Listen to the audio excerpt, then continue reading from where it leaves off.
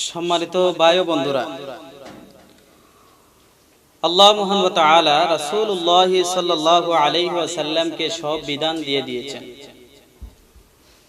মুসলিম শরীফের 196 নম্বর হাদিসের মধ্যে বর্ণনা করা হয়েছে, আবু হুরায়রা রাদিয়াল্লাহু তাআলা আনহু বলেন, قال রাসূলুল্লাহ সাল্লাল্লাহু আলাইহি ওয়াসাল্লাম, সালাসুল্লাহ লা ইউকাল্লিমুহুল্লাহু ইয়াওমাল কিয়ামাতি ওয়া লা ইয়ানজুরু ইলাইহিম ওয়া লা ইউযাক্কিহিম ওয়া লাহুম আযাবুন আলীম। আল্লাহর নবী বললেন, তিন শ্রেণীর লোকের সাথে আল্লাহ মহান ওয়া তাআলা কিয়ামতের দিন দেখা করবেন না, সাক্ষাৎ করবেন না, এমনকি কথা বলবেন না, তাদেরকে পবিত্র করবেন না। এই তিন শ্রেণীর লোক কারা? আমার নবী জানিয়ে দিলেন, হে সাহাবীরা তোমরা শুনো, তিন শ্রেণীর লোকের কথা এই হাদিসের মধ্যে বর্ণনা করা হয়েছে।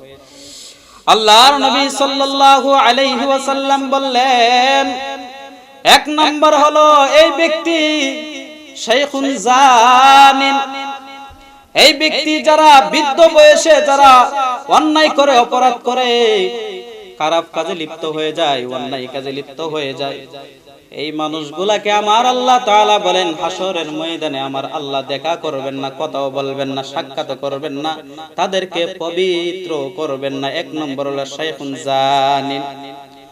দুই নম্বর ব্যক্তি, এই ব্যক্তি আল্লাহ মহান ওয়া তাআলা নবীকে জানিয়ে দিলেন, হে নবী তাদেরকে জানিয়ে দেন কিয়ামতের দিন তাদের সাথে সাক্ষাৎ করব না, দেখাও করব না, তাদেরকে আমি আল্লাহ মহান ওয়া তাআলা পবিত্র করব না। দুই নম্বর হলো আমার নবী জানিয়ে দিলেন ওয়া মালিকুন কাযযাব, যারা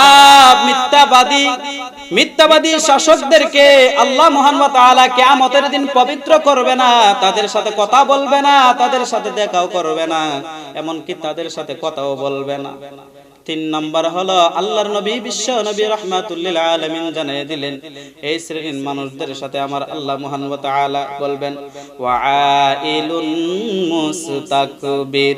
তিন নম্বর হলো যারা অহংকার করে, গাদ্দারি করে, অহংকার করে, এই ব্যক্তিদেরকে আল্লাহ মহান ওয়া তাআলা হাসরের ময়দানে তাদের সঙ্গে দেখা করবে না, সাক্ষাৎ করবে না।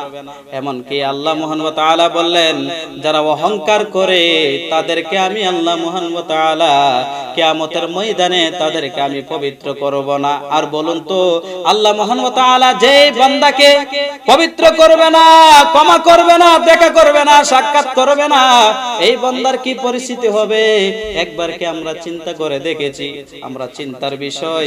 আল্লাহ রাসূল সাল্লাল্লাহু আলাইহি ওয়াসাল্লাম আরেক হাদিসের মধ্যে বর্ণনা করেন, মুসলিম শরীফের 5360 এবং 61 নম্বর হাদিসের মধ্যে বর্ণনা করেন, রাসূলুল্লাহ সাল্লাল্লাহু আলাইহি ওয়াসাল্লাম বললেন, আবু হুরায়রা রাদিয়াল্লাহু তাআলা আনহু থেকে বর্ণিত, রাসূলুল্লাহ সাল্লাল্লাহু আলাইহি ওয়াসাল্লাম বললেন, আমি একটি রাস্তার দিকে হাঁটতে লাগলাম, এমন সময় এক যুবক দেখলাম দুইটা চাদর তার শরীরের মধ্যে দিয়ে হাঁটতে লাগলেন, আর বলতেছে, রাস্তার দিকে হাঁটে আর অহংকারী করে হাঁটে। আমি দেখলাম, দেখার সাথে সাথে আমি তাকায়া দেখলাম এই যুবক শরীরের দিকে তাকায় আর চাদরের দিকে তাকায় আর মনে মনে ভাবে, আমার মতো এত দামি চাদর কে আছে শরীরে দে, আমার মতো এত দামি চাদর আর এই মহল্লার ভিতরে, পাড়ার ভিতরে, এই রাষ্ট্রের ভিতরে কেউ মনে হয় এত দামি চাদর শরীরের মধ্যে দেয় নাই।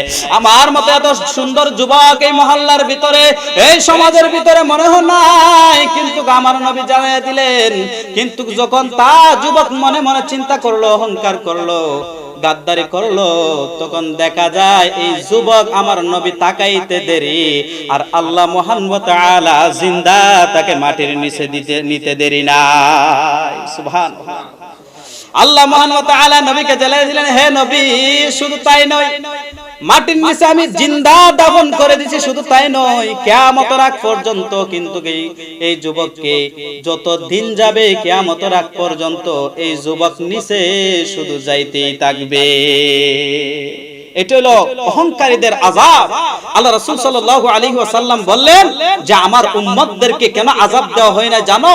একমাত্র আমি নবীর সুপারিশে, একমাত্র আমি নবীর খাতিরে, একমাত্র আমি নবীর ভালোবাসায় আমার আল্লাহ আমার বান্দাদেরকে, আমার উম্মতদেরকে এত কঠিন আযাব দেয় নাই, শাস্তি দেয় নাই। কেন? আমি তাদের জন্য দোয়া করেছি যে আমার উম্মতদেরকে আল্লাহ যতই গুনাহ করুক না কেন, যতই অপরাধ করুক না কেন, তাদেরকে দুনিয়াতে শাস্তি দিও না, তাদেরকে দুনিয়াতে আযাব দিও না, তাদেরকে দুনিয়াতে ধ্বংস কইরো না, আখিরাতে তাদেরকে শাস্তি যেইভাবে তারা গুনাহ করেছে এইভাবে তাদেরকে শাস্তির ব্যবস্থা করে, কিন্তু দুনিয়াতে কোনো ধরনের শাস্তি দিও না আমার উম্মতদেরকে। এটা হলো রাসূলের দোয়ার কারণে, দোয়ার ফসলে আমাদেরকে আযাব দেয় নাই, দোয়ার ফসলে আমাদেরকে গজব দেয় নাই। তার জন্য আমরা ভাইয়েরা অহংকার করব না। অহংকার মারাত্মক একটা গুনাহ, অহংকার করা হারাম। প্রত্যেকটা মুমিন মুসলমানের অহংকার করা যাবে না।